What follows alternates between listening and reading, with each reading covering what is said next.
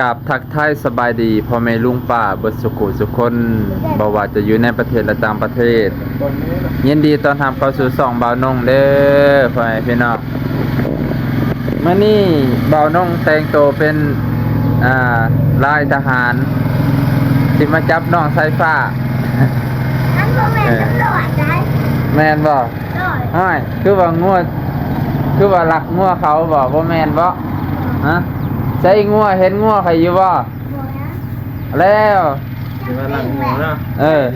น้องเด้อสบายดีเลย จะปิ่นกินเลย มื้อนี้มาฮอดบ้านน้องสายฟ้า8 โมงให้พี่น้อง จะปิ่นกินแล้วจะไม่ดี เพราะว่าบ่าวน้องมาตั้งแต่7 โมงอันนี้คือหอด นับประมาณนี้แหละ6 โมงกว่าๆแหละบ่าวน้องก็เร่งสุดๆให้มันฮอดไวก็สิได้กินข้าวกินน้ำแล้วก็ลงมือปฏิบัติหน้าที่ของตนให้มันเร็วที่สุด ถ่ายพี่ก่อน นะถ่ายบีก่อนบ่โอเคสบายดีสบายดีป้าลุงป้า ทางใหญ่ยังบ่ตื่นเฮ็ดบ่ได้เด้ โอเคบ่เป็นหยัง ถ่ายทางใหญ่เฮ็ด อันนี้บ่เข้าสิตอนรับบ่าวน่ะเข้าเอามาเข้าบ่าวน้องกับบ่าวบางอามาที่พุ่นนี่ไปพี่น้องนี่ขนมข่อยให้เจ้านี่ลองชิม น้องไว้นะ ชิมขนมข่อยก่อน กินบ่สิแห่ เจ้ากินขนมข่อยก่อนเจ้าอย่าเพิ่งเว้าอันอื่น บ่อย่า ข่อยเอาซื้อมาฝากเจ้านี่ บ่มี ข่อยแช่ช่องฟิตไว้พุ่นได้นั่น บ่แซ่บ เจ้าแกะเบิ่งก่อนเจ้าอย่าเพิ่งตัดสินใจก่อนติเจ้ายังท่านกินจะตัดสินใจบ่ มีเนาะบ่แซ่บ ช็อกโกแลตพุ่นน่ะขอยเสียใจเลยเจ้าบ่แซ่บ เปิดแท้ เจ้ามักช็อกโกแลตบ่อันนี้เบิ่งมีห้ามหมักสุรัตช็อกโกแลตสีบัว สตรอเบอรี่เนี่ยมันจะเป็นแบบนี้พี่น้องซื้อมากินนี่แหละกินอยู่งาน มันสิติดแขวให้น้องผมหมัก บวนปาก มันแปรงฟันเนี่ยค่ะมันติดแขวเลย ถือเขามาพร้อมพี่น้องฮู้อยู่ว่ามาแต่เช้าน้องเพิ่นยังคือสิยังบ่ทันอันลูกจากบรรทมถือเขามา2 กล่องแล้วก็ มันปุ๊กหอยมึงเลย บ้านนอกกับบ้านบางก็ซื้อไข่อีกแตะหนึ่งเด้อไว้พี่น้องนี่เอาอันนี้มาให้พ่อเดี๋ยวเบิ่งอันนี้เสียผ้าค่อยโคตรหนักไปพี่น้อง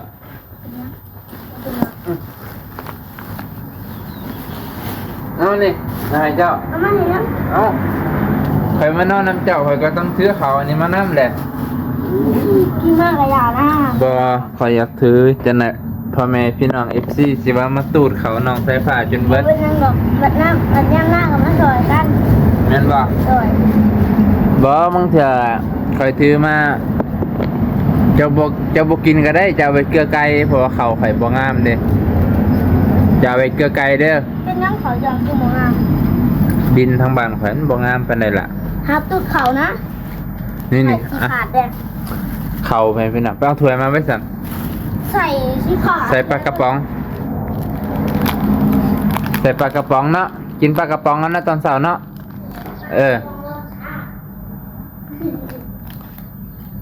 กินปลากระป๋องกับมะกล้วยไปพี่น้อง อยากเป็นน้ำตุดรถดีกว่าเดี๋ยวจะปากกระบอก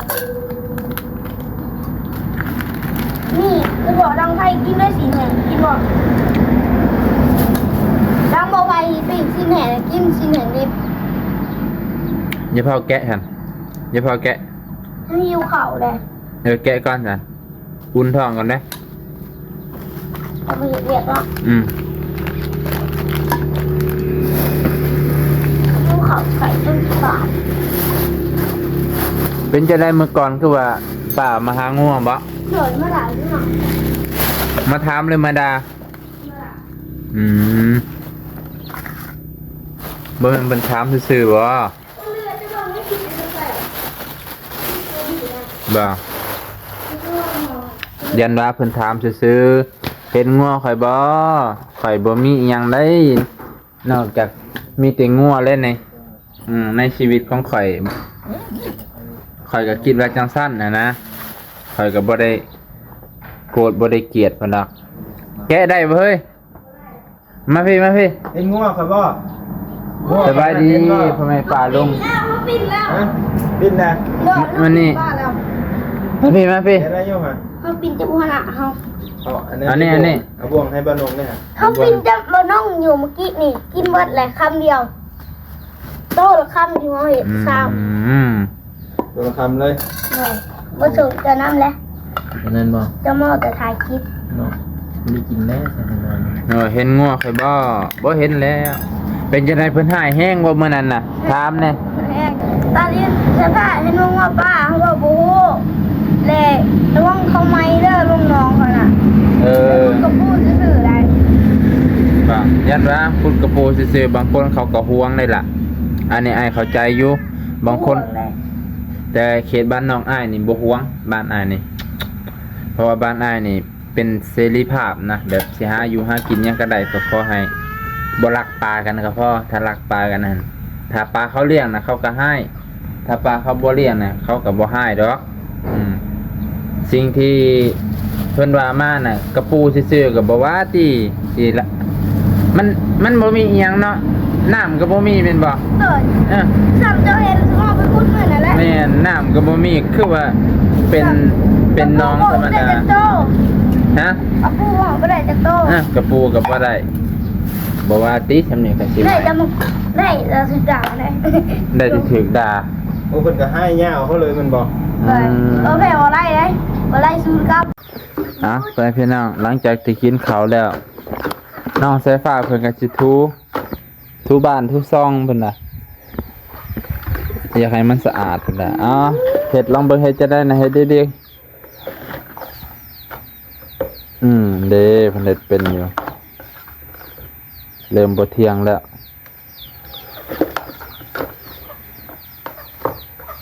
เฮ็ดเป็นอยู่บ่ไปได้จะได้เฮ็ดเวียกได้หั่น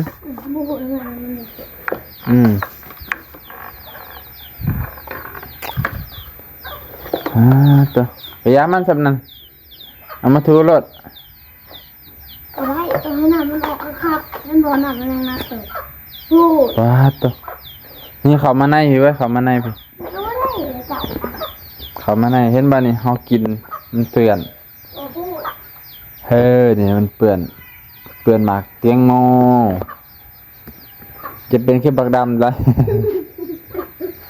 จักมันโดดไปหายังเมื่อกี้โดดบวิตตะข่ายหัวซัก เสียฟอร์มเบิดมันด่าเสียฟอร์มคนหล่อเบิดค่อยๆบ่เฮ็ดแห้งฉะนั้นมันเพศอ่ะเบาๆมันจะพังก่อนนะมีถุงง่ายๆนี่ห้อยไว้จังซี่เด้อเอาไว้ใส่ขี้เหงื่อยามเฮามีเศษอิหยังก็เฮามาเอาขี้เหงื่อใส่นี่เข้าใจ Do you understand I ต้อง talk กับ you with everyone every day every time เลยนะนั่นแหละดีถือกันน็อกข้าวแห้งได้กันน็อกข้าวแห้งมีใบเดียวกันน็อกกันกระทบภาษาลาวว่ากันน็อกหรือกันกระทบสายฟ้าภาษาลาวว่าหมวกกันกระทบเดี๋ยวว่านั่นแหละจะได้มันก็แห้งดอกมันนี่อากาศดีเนี่ยบ่ฮ้อนแห้งช่วงเช้านั่นนี่ซื้ออีกเว้ยบ่ให้มันลาย ไม่เห็นมันไล่ๆคือ ไว้ถือดีๆล่ะถือดี มันบ่ออกอ่ะ คันเดน่ะยังว่าทันทูว่าบ่ออกนะพี่น้องตัวนั้นบ่เป็นหยังปล่อยมันแต่น่ะแต่นั้นเป็น พี่บอกตัวนี้มันบ่ออกพี่บอก ใครในบ่มีขี้ไก่คือตะกี้เนาะ บ่เหลือ ใช่ นี่แล้วมันวางนี่คือ โอ้จะทูเลยตะกี้แห้งหลายกว่านั้นบ่แม่นบ่ เตรียมเลย ตื่นขึ้นมาแล้วเห็นเลย อ๋อ เกิดอะไรขึ้นกับเหลี่ยมบ้าน ไม่ยังบ่แม่นหัวเจ้าไปตำบ่จักฮะ เขาก็เคยมานอนจะผิด ยันหน้าหัวจะไปชนมัน หัวเขาผิดอ่ะ ไปพาไปเบิ่งงานในไอบีบอกจังไดว่าให้เฮ็ดยังไง เขาบอกไม่เข้าเฮ็ดไม่เหมือนเดิมที่เฮ็ด เมื่อเล็กสะเฮาจ้ะไปติ เราบอกว่าไม่เหมือนเดิมที่เฮ็ด จันบ่ไปพาเบิ่งได้เฮ็ดจังไดแน่มื้อนี้เฮ็ดจังไดอย่าว่าจังซั่นติล่ะว่าอย่าว่าเฮ็ดบ่เป็นติเสียใจเด้นี่อุตส่าห์มาแต่ตั้งแต่กวางแต่ไกล ไปไกลมาให้เราเป็น สิได้กลับได้สาเหตุใด เพิ่นสิให้เทพื้นก่อนหรือเพิ่นสิให้ก่อก่อนว่ามาเทพื้นก่อน พ่อต้องไปขับปูน ที่จริงคันเทพื้นก่อนแล้วมันสิเทบ่ได้มันสิก่อบ่ได้เข้าใจเพราะว่าเพื่อถาปูนมันแห้งเกือบเบิดมือเลยเกือบครึ่งมือไว้เลยเบิดมือเลยนะเพื่อปูนมันสิแห้งได้ลูกพี่ อ้าวไอ้พี่ โอ้ยลืมไปว่าถ่ายสูงลงมาตายแท้ๆบัดนี้ เพื่อนเงาเขาไปเกาะจังหวะ นะที่จริงหันก่อก้อนเทไว้ทีหลังก็ได้ เพราะว่าจังไดกะเทค่ะมันเทปึ๊บแล้วมันก่อบ่ได้ ไก่มันจะเป็น อันทางขยะนี่เป็นยังหำมันขึ้นมาพี่ โอ้โหแล้ว ไปเก็บมาไหม เก็บ ไปไว้ กันปะ ใกล้ๆหนึงใช่เก็บน้องกันเลยเก็บไว้ เก็บกัน จะไหนบาวบี้เพิ่นมาเห็นเพิ่นหายได้ มาเอามาเอามา เก็บไว้ เก็บกันพูดกันได้น้องดูไข่บ่ได้ดีเดี๋ยวแล้ว มาเก็บทางขยะนี่นะนี่ เดี๋ยวบอกหัวกันได้เชื่อ มันสิลมทับหัวเร็วๆ ขาแล้วบ่ได้ดีเว้ย ฮะเบิ่งไปพี่น้องทางขยะปิวมาพี่คือสิล่มเลยแหละมาเก็บไว้จะในป่าลุงเพิ่นเห็นนั่นโอ้ยว่าบ่รักษาเครื่องจะในพ่อแม่ป่าลุงเพิ่นเห็นสิว่าบ่รักษาเครื่องนี่แหละมาเก็บไว้เก็บผู้เพิ่งผูกกับแม่นบ่นี่ลมมันปิวเลยยังเฮ็ด มันตกนั่นมันผ่านไป คนนี้ก็มาแห้งแต่มันก็น้ำท่วมได้แห้งปานน่ะมันไปไกลปานน่ะมันน้ำท่วมแล้วไอ้ไปจะได้ห้องน้ำใช้ดีป่ะล็อกดีป่ะมันนี่อ้าวรุดเลย มันตลอด โอ้ยอันนี้บ่แมนแหละ เขาไม่เอาเขาได้คือดื้อตลอด ล็อกอันนี้โพดเป็นพี่น้องล็อกแล้วก็อันนี้แห้งโพดมันก็บ่อยู่ยักเทื่อแหละแต่จริงอ่ะล็อกตัวนี้ไว้ค่อยๆย่ำน่ะก็ดึงออกค่อยๆตัวเก็บไปไว้ไว้ เก็บ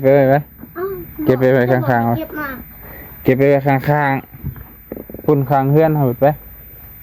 ไปบอกให้เก็บมาบอกมันบอกให้เก็บไป ไปหลับไปเอาไว้จกเจือจะเพิ่นให้มาค่ะรักษา ไป ถ้าส่งรักษาชื่อบ่แม่นว่ามันถึกๆเด้อล่ะเอ้ย ไปน้ำกัน ไปย่างไปก่อน เอาปิดนี้จะกระดูกยังไง ไปย่าง นางก่อน ย่างก่อนอีกแล้ว นางไป ปึ๊บนี่ไป นางก่อน ปิดประตูไว้ นางก่อน ปิดห้องน้ำไว้นี่ นี่เจ้าอันนี้ คันลมมันพัดมามันสิตึงตังฝนตกมาไปพี่น้องใครแน่ เร็ว ฝนตกมาแล้วมันก็ได้เห็นให้ดินซุ่มนี่เห็นบ่หมวกมันนั่นน่ะเก็บ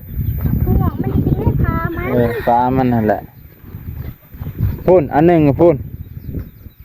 เดี๋ยวนี่พูนเก็บมา น้ำพาไว้ตึง มีคันบ่ใส่ก็เก็บไว้ดีๆอันเดียวก็ซ่อนไว้อันเดียวก็พอใส่อันเดียวบ่เห็นใส่จักเทื่อถังขยะขนาดมีทางก็ยังบ่อยากขี้ยาใส่ละ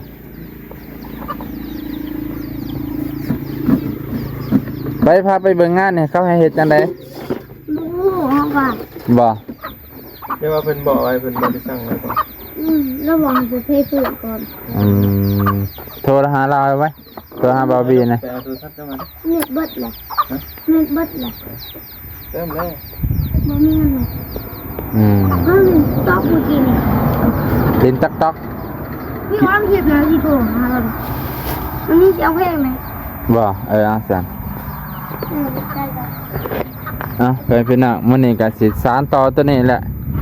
จะได้กาฝากเป็นกำลังใจให้ด้วยพ่อน้องลุงป่าเบิดสุขุทุกคนสิใส่เวลาให้มันน้อยที่สุดบ่าวน้องกาเล่งมือว่าซั่นทะเล่งมือก่อนเพื่อบ่ให้มันเหยียดยาวเอาก็สิได้เล่งมือให้มันแล้วนะสำนี้ก่อนไปพี่น้องเบิดสุขุทุกคน